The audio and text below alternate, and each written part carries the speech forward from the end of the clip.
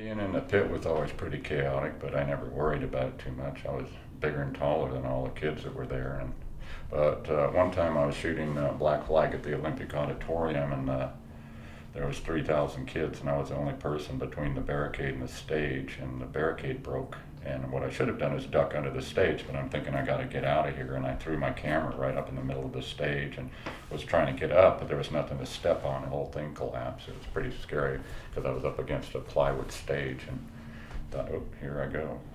That was pretty scary, but other than that, not too much.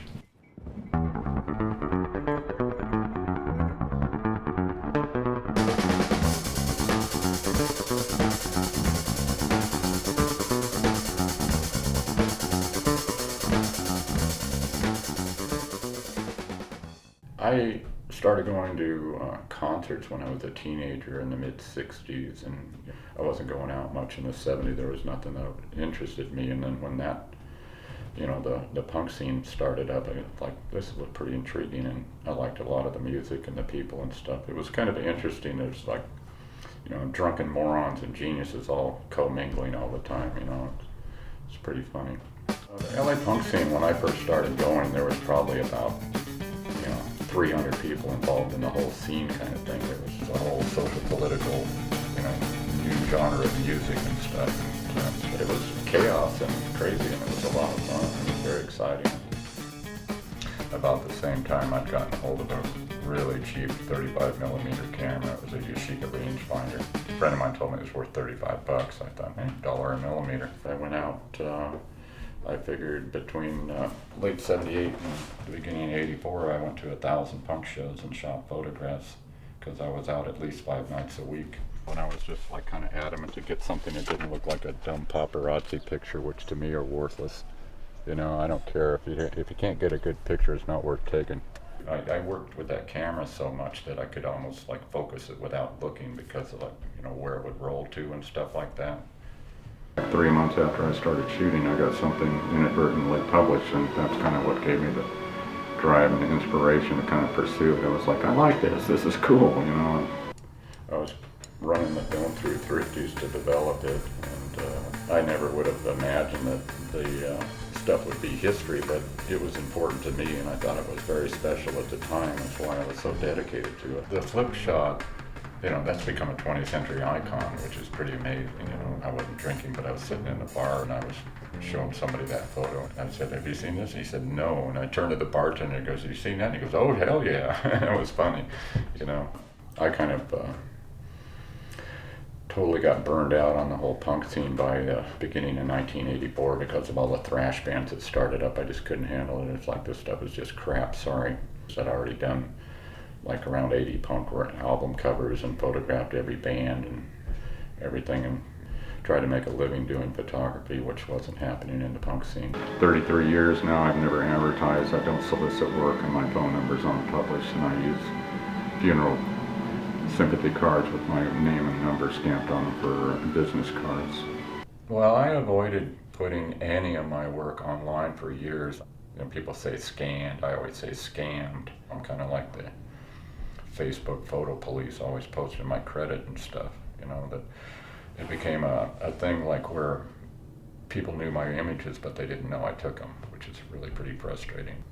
Yeah, Snoop Dogg and Interscope used one of my Snoop Dogg photos in this Dog Baller album that cost them $17,000, which was settled outside of court. They could have bought it off me for $1,000, $1,500, but they didn't bother to even to contact me. Grabbing a photo and using it, it's like dumb. Somebody took it, I used to kind of daydream about being a freelance artist or something when I grew up, and I was always a little art monster and drawing and making stuff and building things. And my dad was a government employee, worked for the Forest Service for 43 years, and lived at a ranger station when I was a little kid. I went to work with him a whole bunch when I was a kid, be out in the field with him reading rain gauges and stuff. I caught a rattlesnake when I was 13. He made me kill it though. I was like, look, and he's like, great. And it's like, it's alive. He's like, kill it. And it's like, oh. I thought I was going to sell it to somebody for 50 bucks or something. It was even quite rural back when I was a kid, besides living at the ranger station, there was no sidewalks. It was totally different than what it is now. It's paved over. Now I don't even want to go see it because I know what it'll look like without even going there, and it's like, urban wasteland. When I was 18, I was up for the Vietnamese draft, which I'm glad to say I was deferred because it was underweight. My father was wounded in the Battle of the Bulge and had a big scar across his arm from shrapnel and had to spend 6 months in a full body cast in England. And that was pretty hectic. It was pretty scary. It's like, what am I going to do? They want to grab you and throw you over there. So, yeah. So, my experience growing up and seeing what my father went through and stuff, and what's happened with society and the commercialization of everything.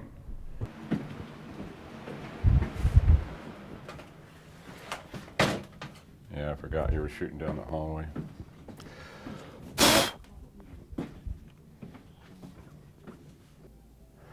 It was probably 85 I started doing sculptural work.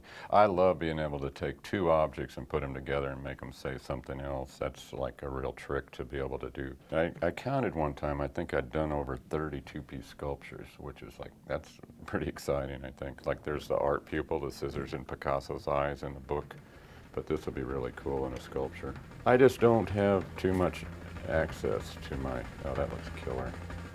That's beautiful. I don't have the access to most of my junk and the space to be able to work on anything.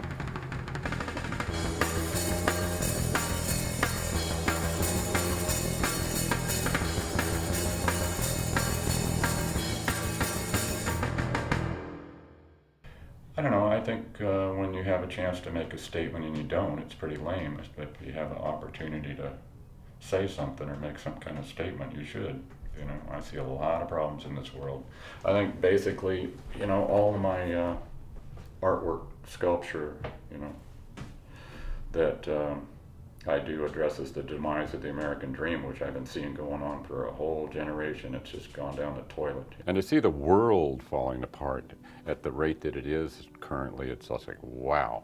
When I was young, I actually said I'm glad I was born when I was because I don't want to be around to see what it looks like, kind of, and it's like becoming more true all the time. It's like, it's just unbelievable. It's crazy.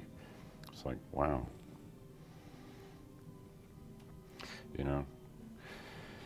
Society's still like, warring tribes. I started collecting old stuff when I was a teenager. All of my furniture and stuff, I probably was collecting that by 17 or 18.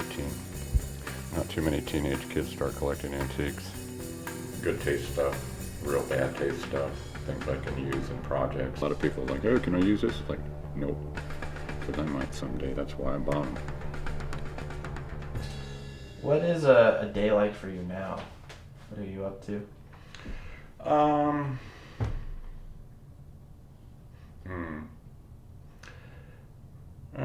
Just, dealing with somewhat small business stuff that I have going and, interacting with friends and stuff. I don't know. I'm trying, I don't know. I don't know what to say to that actually. So, let's see. I don't know. I spend a lot of time at home.